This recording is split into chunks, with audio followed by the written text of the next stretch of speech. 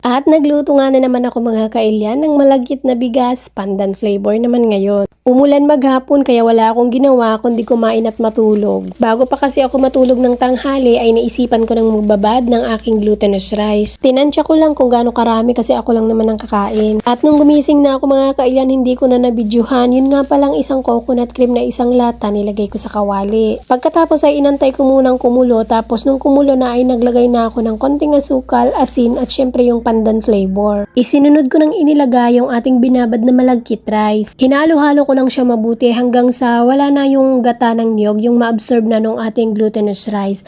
Pero syempre, habang niluluto ko, naka-medium heat na lang para hindi masunog yung ating glutinous rice. Nung nainit ko nga pala yung dahon ng saging, pinunasan ko din ng tuwalya pero hindi pa rin natanggal yung mga puti-puti. Nakadepende na po sa inyo kung gaano karaming asukal at asin ang ilalagay nyo. Ako kasi gusto ko yung medyo may alat pero hindi masyadong matamis. Naglagay na ako ng tubig sa steamer at nilagay ko na sa high heat. Nilagay ko na rin itong ating mga binalot. Tapos nung kumulo ay nilipat ko sa medium heat kasi iniwanan ko. Nagpunta ako sa garden mga kailyan. After an hour, ito na yung itsura. Luto na siya at napakasarap. Nagkape na rin ako kasi medyo malamig.